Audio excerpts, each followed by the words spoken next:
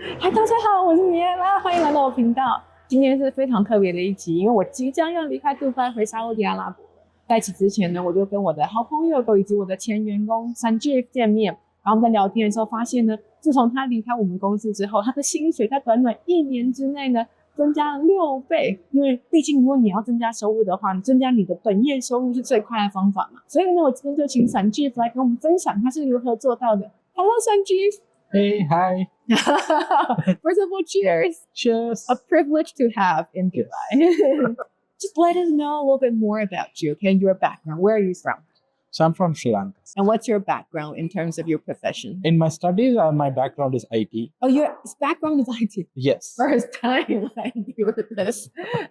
I need to move to Dubai. So first job I found is like a document controller. From there, I just been like a project coordinator. So you literally just sit in the office, type. Yeah, exactly. How much were you paid for that job? It was something around 3,000. 3,000. That's your first job in the UAE. No, the first job I got paid around like 2,500 only. Also document controller, admin kind of Yeah, job? kind of job. It's in Abu Dhabi. It's in Abu Dhabi. But they do give accommodation. So yeah, it was okay in the early stages. Then I moved to the next one, which is like 3,500. It's more like maintenance Right. coordinator. So we were coordinating with maintenance works for a university premises. So tenants call you, like students or teachers call you and said there is maintenance issues and please provide us with a technician to fix. Exactly. And also we need to know some technical background on that. Initially, I was not that much into that background. Right. So I learned it there, that how things work. Mm-hmm. So then COVID came. Mm-hmm.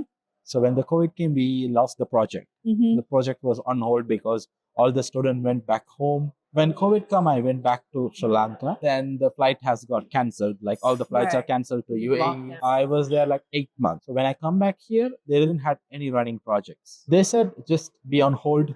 Once we get a new project, we will put you in the placement. But the thing is that the time you are in the seat, you will be not getting the full salary. The salary will be only for a compensation salary.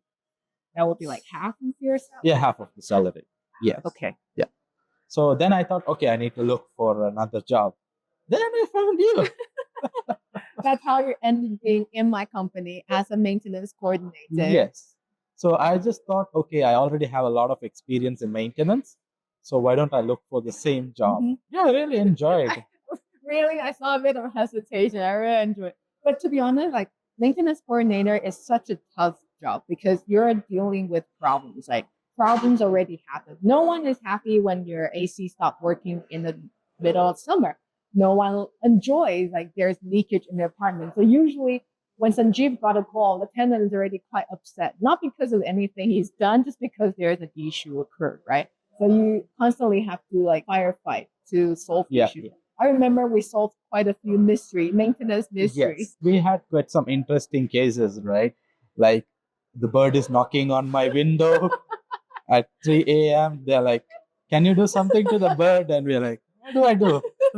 But sometimes it's very tiring because once the tenant gets upset, you need to do the correct thing to make them realize that we are doing the correct thing, first of all. Second is that you need to make justification for both the tenant and the owner. Right, because you cannot just to please the tenant and then spend a ridiculous amount of money of the landlord to fix an issue. Exactly. Sanjiev was the man with us for how many years?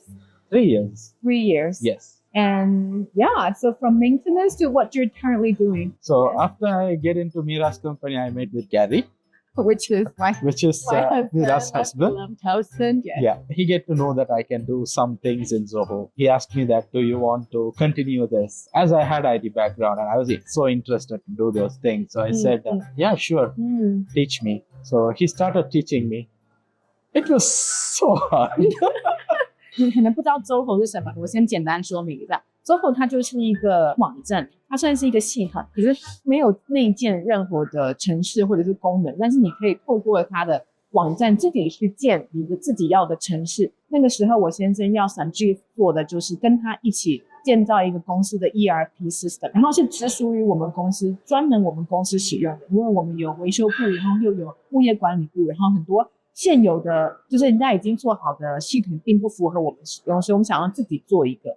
And then we couldn't find outside people to build it because they don't know what's our requirement, what's our need. So Gary thought we have to get someone in-house do it. But actually, not to be fair, when I hire you, I vividly remember when I asked you, like, what do you like to do for your pastime? You mentioned about IT coding. Back then, I already thought it's going to be a useful skill to the company. I think that was like one of the factors convinced me to hire you. Clever. When Gary started teaching me, he was always like, what are you doing? What you're doing is crap. Sanjiev is being very nice here because when my husband said, like, what are you doing? Every day morning, it starts with Gary. The job starts with him. I think everyone in Gary's company knows me. So they were like, oh, it's Sanjiev, right? At some point, I used to think that like he was so hard. Like, am I not performing good? Am I not doing what I was supposed to do? When time goes, I understood that his standards are very high. But still, initial 6 months was like, after that, the normal development went a little bit smoother than the initial stage. But the last few months, it got a little bit easier to do things. And Gary also understood that what we are doing. But still, he thinks, yeah, I do a decent job, not a perfect job. 3 years is almost 3 years with TPM. And I did IT for 1 year. Then I just thought that, let me update my LinkedIn. So I just updated the LinkedIn with all my experiences. And suddenly I got this call from a company from Dubai. So they are a government entity. They also use a Zoho. So they were looking for developers. So initially they reached out to me. They was like, would you like to join us? They did the interview. They selected me. So, but that part was a bit upset for me when I went to Maria and I was like, how do I tell this to Gary and Meera? Did you actually use ChatGPT to write that email? I feel that was like the most well-written email out of the entire 3 years that you worked in TPM. No, because it took me 2 days to write that email. The time I got this job, it was around 10K. So he told me that still you are low paid compared to the guys who's in my company. You are really low paid. But I do understand because I'm like a bit of a fresher coming into the field. I had a lot of things to learn. And the best thing I did was when Gary asked, would you like to learn? I said, yes. If I would have said no, I would have been there still. So what were your tasks to do when you joined your new company? So initially when I joined, my task is more like a basic level coding on Zoho. So they gave me tasks, chunks of tasks. So each project I have my task. I need to complete it on a daily basis. But after 3 weeks, managers reached out to me. He said, we were trying to find a solution for this issue. Can you get on to something? So I went around with my friends and everyone and I got a solution for them. Then they said, okay, you seem capable. So why don't you try to manage the team? Yeah. Wow. That's like how many months into the job? It's 3 weeks, but it's 3 weeks. Yes. Really? 3 weeks. But I did not. Job? Yeah, but I did not get like the team lead there. Right. But I was like having a 3-people team and doing some a part of the development. When I get into there, I just understood that Gary was so hard on me because those people are way better than me. Compare them with me, I'm so good. Those people started saying, Sanjiev, you're very smart. I was like, thank you guys. I was waiting for this so long. It went for 3 months. They said, why don't you take a team? So I took a team under me. And at that point, the IT manager itself, he asked me, would you like to learn outside Zoho? So in 3 months, you were being tasked something completely different. So they asked me initially, do you want to do? Because if you don't want to do, it's completely up to you. But you know me. I was like, yes, I will do. Let's try that. So we were doing some web hosting, website development on a big scale, and we were doing ERP system development on the front end, back end, and cloud computing, everything. Took me around 2 months to familiarize with everything. And then they said, okay, can you collaborate all this together and come up with a project you can work on? Then we started with that project because that's the time I got like 40 developers under me. So they all are like developers from India and on ground. Most of the time, it's really hard to communicate with them. Then I just switched my face, okay, let me copy Gary. It's like, Every day morning, I used to have a meeting with them. I was like roasting them alive. And they were like, oh, this guy, he never says it's good. I was like, no. Then it went for almost 8 months. They came back and they said, Sanjay, we have a position head of technology. Wow. I spent a lot of hours studying. I used to go at office 7. I finishes like 9 p.m., 9:30. What were the thing you were learning? Web portal development. And I was learning Java. Ooh, the Java, different coding language. Then I started learning Python, JavaScript. Python as well. Wow. Yeah. When I see an application, usually I think, oh, this guys do some Java and get the application done. But then when you go in, then you understand it's not single code can build an application. You need 10, 15 codes. You need designers. You need everyone. So all people started coming in. The management saw effort that I'm putting there. Then finally they said, okay, you are capable. So why don't you manage the team? I got chief technology officer. In 1 year, how many times were you being promoted? 3 times. Initial one was not official. Mm-hmm. It was when on... you got the 3 additional people to work under you. Yes. That was an official. Yes. I learned that really from Gary, that it's not about solving the problem. Mm-hmm. It's about finding out what is causing the problem. So you need to eliminate it on that level. So some of the projects which there is an issue, so management says it's a small issue, fix it, takes 1 day. Mm-hmm.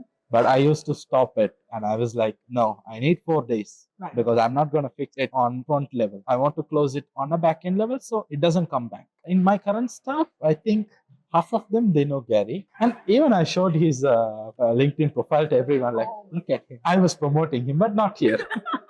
This is not a Gary promotion. Yes. So. Okay. Got so many IT people working in the same company as yours, but none of them get promoted as fast as you did, right? Like you're kind of a record breaker in your company. So what do you think were the thing that set you apart from the rest of them? Main thing that I understood was a lot of people, when they come for a salary, so they more focused on what is written in their job role. But they more like whenever you give them an additional task, they used to say, this is not in my job description, so it's not in my JD. But in a fast growing company, like a smooth environment, they think that, okay, he's limited to that. So he don't want to try something out. It doesn't mean that when you do something, you will get promoted. When you get to know a lot of things, when people come to you, be smart when you're talking to them. There is 2 things. You should not eat everything half. You should learn it properly. But at the same time, you need to know a lot of things so that you can make your decisions correctly. Coming from a boss perspective, when we first got Sanjiev on board, like one thing he amazed me is like, no matter what you task him to do, like you said, even if it's not in the job description, you will always do it with an enthusiasm. It's like, yeah, let me try to do it. And I think at one point I even have to stop you and say, listen, Sanjiev, you are taking too much on your plate. Like you need to focus, right? But then you always have this great enthusiasm to try something new. And then you enjoy figure things out by yourself, either doing your research, reading, calling your friends, whatever way to get you the information, you will try to do it. These 2 combined together are a very rare thing. Like enjoy the challenge, willing to put in the time and effort to do it well, and then have the initiative to try to solve problems. Like no one knows what to do. And I think that creates a vacuum in the organization. So whenever there is new thing to do, you were always the first one that pop up in the mind of the boss. So when you were being entrusted with small thing and you did it wholeheartedly, then they will entrust you with larger thing. And then if also you did well on that one, they will entrust you with even larger things. Exactly. And as you said, like in the fast growing world, there's always new things that a company have to do. Yes. So if you have the right attitude, the willingness to put in the effort and the proactiveness to solve problems, you will create a space for yourself to grow in the company. As a boss, I noticed 90% of the staff, they don't like new challenges. They like doing things they know how to do. They find challenges a challenge. Change comes a big problem when it comes to the company. We changed our IT restructuring. We did a lot of changes throughout. So a lot of people dropped out because they're not comfortable doing what they want. We're trying to bring AI tools and things, but they want to do it in a traditional way. And some people thinks that, AI is not my thing. I want to go out, do what I do best. So even I learned a lot of new things, like how to handle people. Like the crowd I'm handling now is like 140 developers. The company size is almost 1,000. It's a huge crowd, so you need to be very specific with what you tell them. And you should not be attending all the issues personally, because that will create a lot in your bucket. So let's say if you know someone who just graduated from a school, or someone who wants to achieve like what you did, what are the best 3 things that they should be doing? First, I know number 1, update your LinkedIn profile. be updated every time. In current world, you need to market yourself. Right. Yes. Which I haven't done, because my position has stayed the same. But the second thing is that don't lose any opportunities. Right. When an opportunity comes to you, even if it's small or big, take it. Because I know in the initial stage, Zoho as an application, as a software, it doesn't had a huge scope, but it helped me start and move on from there. And third thing is, don't be afraid to try new things. Just try new things. Don't be in your box. Because before coming to TPM, I was in a job. The job is very easy. In a day, I only work 30 minutes. And I can watch YouTube, I can watch cartoons, anything I want. The pay is not great, but good. So I thought that I'm going to stick to it. But the COVID took me out of that. So then I realized that there is always opportunities out. It's you who need to find it. It's not going to come to you. Then from there, yes, I keep learning. Even now, yes, I keep learning. So if we just take a step back to when you first started, were you not scared to leave Sri Lanka? Initially, I had a hiccup because I was comfortable there. In Sri Lanka? Yes. And I had a lot of friends, family members. It's the hometown I grew up. So I don't want to come out. I want to be there and want to establish there. But then at a certain point, I thought my growth is very low, because I don't know why. When you're in your home country, like the value for your skill is less. Then finally, I thought, okay, I need to try. So Dubai was actually my experiment. For Sri Lankans, that time, easiest access is UAE, Abu Dhabi or Dubai. So I got in Abu Dhabi, so I came to Abu Dhabi. Find an agency in Sri Lanka, they gave me a job here. There is a huge world out here where I can explore. I really don't want to even go to Sri Lanka. But with the salary you're earning here, like how would you rank it in Sri Lanka? When you compare it with people working in the country, it's a bit hard, because sometimes they were talking something which is very low than what we were even imagining. I took 3 good decisions. Right. So the first one is coming to UAE.